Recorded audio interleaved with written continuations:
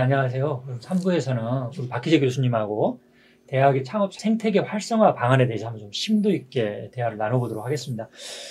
교수님, 아까 2부에서 그 실리콘밸리 말씀하셨잖아요. 스탠퍼드대에서 어떻게 실리콘밸리 조성하게 됐는가. 근데 서울대도 지금 AI밸리 지금 조성 단장을 맡고 계시지 않습니까? 예. AI밸리가 뭐죠? 한번 짤막하게 소개 좀 부탁드립니다. 고기 전에 말씀하셨지만 스탠포드대 실리콘밸리뿐만 아니라 중국의 청와대나 북경대 어떤 그 밸리들 글로벌 대학은 이제 밸리를 갖고 있지 않으면 명함을 내밀 수가 없는, 그리고 도대체 경쟁을 할 수가 없는 이런 시대대가 됐습니다. 그동안 우리 서울대학은 사실은 잘 아시겠습니다만 지난 그 권위 정부 시절에 사실은 그린벨트 지역에 있으면서 지금도 고립돼 있고요. 지역적으로 주변에 박정희 정권에서 학생들 시위 못하게 일단은 저 그린벨트 안에다 묶어놓은 거잖아요. 지금도 그 상태가 그대로입니다. 그러다 보니까 주변에 뭐 기업 집적 단지도 없고요. 아무 밸리가 없습니다. 그래서 어떻게 해서든지 이쪽 그 신림동과 그다음에 낙성대 여기를 지역과 연계해서 여기에 그 기업들이 집적할 수 있는 그런 그 밸리를 만들고 그다음에 우리에서 창업할 수 있는 아이디어 스피노프하고 커머셜라이즈 할 수 있는 것들이 자리를 잡게 하고, 그리고 글로벌 기업이 들어오게 하고 국내 대기업 들어와서 정말 명실공히 정말 산학연 생태계가 그냥 활활활 타오르는 이런 생태계를 바글바글해지는 바글바글해지는 그래야 비로소 글로벌에 자 이게 우리 서울대의 AI 밸리다. 이렇게 내밀 수 있는 명함이 될 것이다. 지역적으로는 서울대 앞에 그 낙성대하고 신림동 거기를 AI 밸리를 만들겠다는 것이죠. 그렇습니다. 지금 단장이신데 그런 비전, 청사진, 그다음에 언제쯤이나 이게 좀 가시적인 어떤 성과를 목표로 하고 계신 거죠 지금? 그래서 지금 낙성대에서 신림동까지 이렇게 해서 지금 현재 이게 S론, S 형태, S 형태가 됩니다. 그래서 뭐 저희가 S밸리라고 해서 기본적으로 또 향후에는 이제 AI, 인공지능 모든 부분에서 인공지능이 이제 탑재가 돼서 이제 거기 경쟁력을 만들어야 되기 때문에 AI 밸리가 될 것이고요. 그래서 지금 현재는 정확히 말씀드리면 지금 계획을 만들고 마스터 플랜을 만드는 상이라고 표현할 수 있고, 적어도 최소한 이것은 20년, 30년 정도의 이제 그런 그 로드맵을 그려야 되는 30년 정도가 돼야 거기가 활성화가 될 수 있는 거예요. 그렇습니다. 그 정도 돼야나 이런 부분들이 길게 보고 계시네요. 그렇습니다. 밑그림을 그리는 것이 정말 더 중요하다. 실리콘밸리도 그렇고 중국의 그 칭화대나 베이징대 주변에 그런 그 산학연 그런 집적단지 밸리도 사실 오랜 기간에 걸쳐 조성이 된 거잖아요.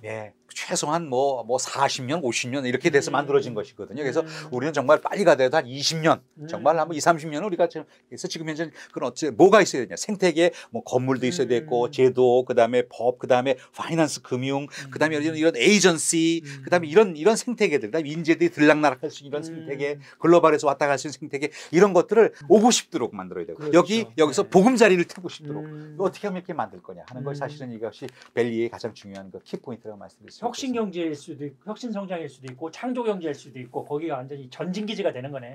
우리 국가 경제를 업그레이드 할 수 있는 전진 기지. 그렇죠? 그렇습니다. 기대가 됩니다. 감사합니다.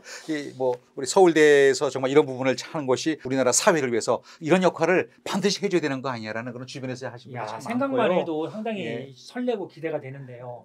한편에서는 정말로 원천 기초 연구를 해서 뭔가 효시가 돼가지고 노벨상도 좀 받고 그래서 우리 국가적으로도 좀 자신감도 좀 부여를 하고, 또 한편으로는 산학연이 어우러져서 특히 요즘처럼 이 신종 코로나 바이러스로 뭔가 상당히 침체돼 있는데 뭔가 새로운 성장 활로도 좀 제시를 하고 그랬으면 너무 좋겠다는 생각이 듭니다.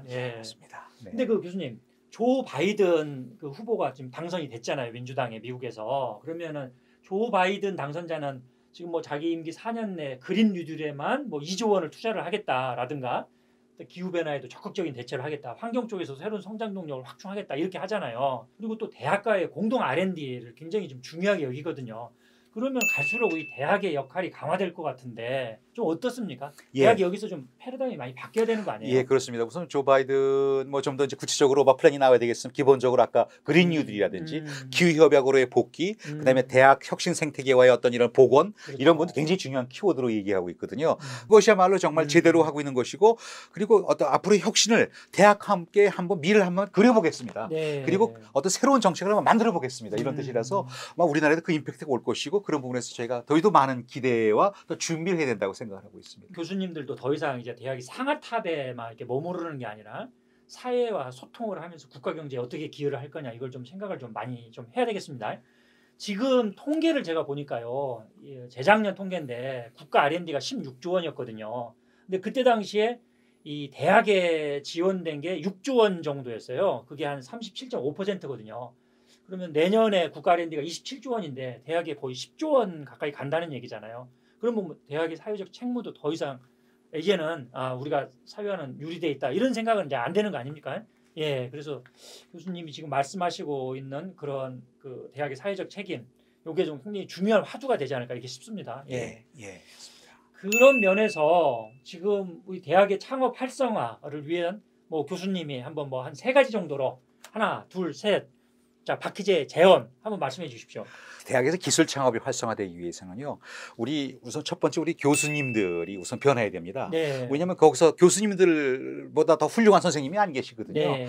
웬만한 우리 교수님들은 기술 창업을 통해서 어떤 그 창업 기업을 실험실과 함께 연계할 수 있는 이런 것을 가질 수 있는 그런 조건을 갖고 있죠. 조교수에서 부교수, 부교수에 정교수 임용하고 승진한 이런 프로세스에 사실은 굉장히 많은 그 논문 리ኳ이먼트가 참 많습니다. 그렇습니다. 그래서 이런 부분들을 정말 그 창업을 통해서 대학에 기여하고 국가 경제에 기여한 부분은 정말 바로 뭐 정교수 트랙으로 올려줄 수 있다든지 이런 어떤 인사의 어떤 그런 그 숏, 패스트 트랙 같은 그러니까 거. 창업만 하는 게 중요한 게 아니라 창업을 해서 그 성공을 해서 국가 경제에 기여를 할 경우에는 당신 정교수 시켜주겠다. 그럼 많은 교수님들이 도전하지 않을까 그렇습니다. 이런 생각을 해봅니다. 그렇습니다. 두 번째는 뭡니까? 예. 그다음에 또 하나는 이제 지금 현재 여전히 굉장히 많이 남아 있는 이제 소위 그 대학 내에서의 창업 규제들이 많습니다. 네. 이게 지금 아시는 것처럼 지금 이게 뭐 교육부, 뭐 과기 여러 부처가 특히 이제 교육부에서 이제 하고 있는 그런 거면 뭐 현장에서 감이 없는 그런 거 규정들이 너무너무 많아요. 그래서 창업을 뭐 겸직을 신청하고 그다음에 이런 것들을 까다롭죠. 인커리지가 아니라 디스커리지하는 그런 네. 것이 많죠. 뭐 내 건 하면 한 건 될까 말까 하니까 신청하겠다 그러는 것도 귀해서 좀 하십시오. 대학이 뭘 도와드릴까요?